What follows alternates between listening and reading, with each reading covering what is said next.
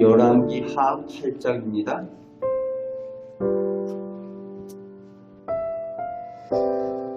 이전에 엘리사를 선대하고 대접했던 수넴 여인의 아들을 엘리사가 살린 적이 있습니다. 그런데 이스라엘 땅에 다시 7년 동안 기근이 들 것을 엘리사가 그 여인에게 알게 하고 블레셋 땅으로 내려가서 7년 동안 피신을 해서 거주하라고 알려줍니다. 오늘 본문을 시작을 하면서 이 내용을 다루고 있는 것은 하나님께서 복받을 만한 사람에게는 끝까지 하나님께서 복을 주시고 책임지고 계신다라는 것을 알려주시는 내용을 오늘 본문에서 시작을 하면서 다루고 있습니다. 그리고 그 기근이 끝난 후에 블레셋에서 7년 후에 돌아오게 되는데 7년 동안 떠나 있었으니 집과 그 전토들이 다 남의 소유처럼 그렇게 흔적이 없이 사라져 버렸을 것이라는 거죠. 그런데 그것을 찾기 위해서 왕에게 나가는데 마침 왕이 하나님의 사람 엘리사의 사활인 게하시와 이야기를 하는 중이었습니다. 게하시에게 왕이 엘리사가 어떤 일들을, 하나님의 사람인 엘리사가 어떤 큰 일들을 행했는지 그 간증의 내용들을 듣고 있는데 그때에 죽은 사람도 살렸다라는 내용을 듣고 있는데 마침 그때 이 수넴 여인이 이 왕에게 그 간청하러 온 거죠. 간청하러 왔을 때 저 수넴 여인이 바로 그 죽은 자의 어머니고 그리고 저 아이가 그 살아난 아이다라는 것을 그 간증에 대한 주인공 덕이 나타납니다. 그러면서 그때 전토와 그 소유들, 잃어버렸던 것에 대해서 왕에게 구할 때 왕이 아예 관리를 세워가지고 그 일들을 해결하라고 그렇게 하게 됩니다. 하나님의 복을 받은 사람이 끝까지 하나님의 복 가운데에 하나님께서 책임져 주시는 것을 체험하게 하시는 그런 은혜를 기록을 하고 있습니다. 그 인도하심을 체험하게 됩니다. 오늘 우리 가정들도 하나님께 복받을 만한 가정, 그래서 하나님께서 책임져 주시고 끝까지 은혜 베푸시는 가정, 그래서 하나님 앞에 간증하고 감사의 제목에 넘치는 가정들 다 되시길 바랍니다. 그리고 이제 6절부터 이제 시작되는 내용은 마음 아픈 얘기들이 나오고 있죠. 아람 왕 베나닷이 병이 들어서 자리에 있게 되는데 마침 하나님의 사람 엘리사가 주변에 왔다라는 얘기를 듣고 자기 신복 하사엘을 보내서 내가 병이 낫겠습니까? 라고 가서 묻게 합니다. 그래서 예물을 가지고 엘리사를 만나러 가게 되는데 엘리사가 하나님께 받은 내용은 죽을 것이다 라는 내용이죠. 그런데 지금 온 사람에 대해서 또 하나님께서 예언을 주셨기 때문에 엘리사는 그 베나닷에게 대해서는 가서 살게 될 것이다 라고 이야기를 하고 그렇게 전합니다. 이 베나닷이 이스라엘 땅을 쳐들어와서 이스라엘을 힘들게 하고 굶주리게 하고 이스라엘에게 그 핍박을 가했던, 포위하고 핍박을 가했던 그런 왕이죠. 하나님께서는 그 왕에 대해서 심판을 행하시는 일들 보게 되고 아람이 이방임에도 불구하고 하나님께서 그들까지도 하나님께서 통치하시는 하나님이시다 라는 것을 보여주십니다. 그래서 그들의 왕이 바뀌게 되고 그리고 그들을 통해서 또 이스라엘과의 그런 안 좋은 관계에 있게 되어질 것에 대한 것까지 엘리사를 통해서 예언하는 내용이 있기 때문에 이 6절에서 15절까지 나오고 있습니다. 악한 왕 하사엘이 세워질 것이라는 것을 보게 되는 거죠. 그리고 이제 16절에 유다 왕 여호사밧의 아들 여호람이 왕이 된 얘기가 나옵니다. 그런데 유다 왕인데 불구하고 18절 말씀에 보면은 이스라엘의 왕들의 길로 행했다라고 써 있습니다. 열왕기를 보면서 우리가 말씀을 나눴던 것처럼 유다 왕의 길로, 다윗의 길로 행하였다라고 행하는 그 이야기들은 하나님 앞에 정직하고 하나님 보시기에 선하게 행했다라는 의미고, 여로보암의 길 혹은 이스라엘 왕들의 길이라고 하는 것은 하나님 보시기에 악한 길로 행하였다는 것을 의미합니다.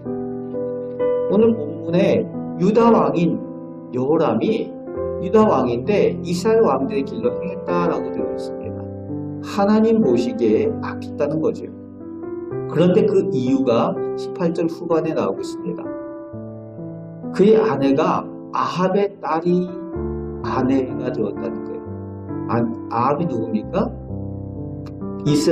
북이스라엘의 왕 아합, 그리고 그 아내가 이세벨이었죠. 우상을 섬기고 바알 선지자를 섬겼던 그 이세벨의 딸이 지금 유다 왕의 아내가 된 거예요. 그러니까 결혼을 하고 그 아내가 유다의 왕가에 들어와서 말 그대로 우상 숭배하는 일을 가지고 왔다는 거죠. 그러니까 유다 왕인데도 불구하고 하나님께서 기뻐하지 않는 저주의 일을 행했다라고 기록을 하고 있는 겁니다. 우상 숭배에 영향을 끼치는 거죠. 가족에게 선한 영향을 끼쳐야 되는데 악한 영향을 끼치는 사람이 나오고 있습니다. 그럼에도 불구하고 19절 말씀에 보면은 하나님께서 이런 악한 일을 행하는 그 왕임에도 불구하고 하나님께서 그를 멸하기를 기뻐하지 아니하신 것은, 즐겨하지 아니하신 것은 19절 말씀에 다윗에게 대한 약속 때문에 즐겨하지 아니하셨다라고 기록하고 있습니다. 다윗에 대한 언약을 하나님께서 기억하시기 때문에 그 자손이 악한 일을 행함에도 불구하고 끝까지 그 언약을 기억하시고 은혜를 베풀고 자비를 베풀어 주시고 계신 하나님, 신실하신 하나님이시라는 거예요. 여러분, 하나님께서는 신실하신 하나님이신 줄 믿습니다. 신실하신 하나님께서 우리가 연약하고 부족할지라도 끝까지 우리를 돌보시고 우리를 떠나지 아니하시는 하나님, 은혜 베푸시는 하나님이신 줄 믿습니다.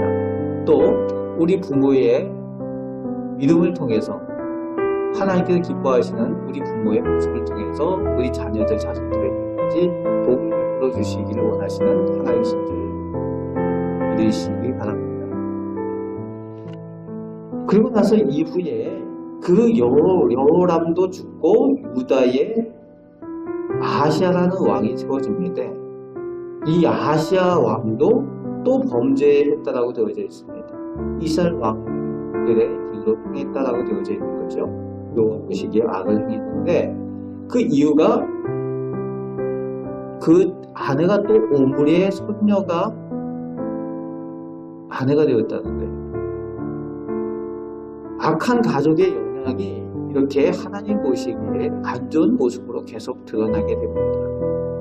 오늘 본문을 통해서 이 내용들을 보면서 우리가 우리 자녀들에게 좋은 모습, 복된 모습, 복을 받는 그런 영향을 끼치는 우리 믿음의 식구들이 다 되어야 될 줄로 믿습니다.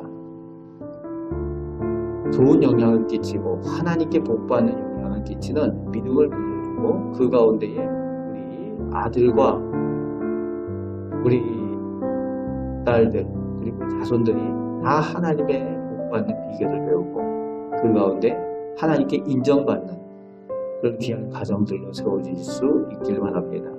오늘 본문 말씀 가운데 여러 가지 교훈이 있지만 하나님께 복받을 만한 사람을 하나님께서 끝까지 책임져 주시고 은혜를 베푸십니다.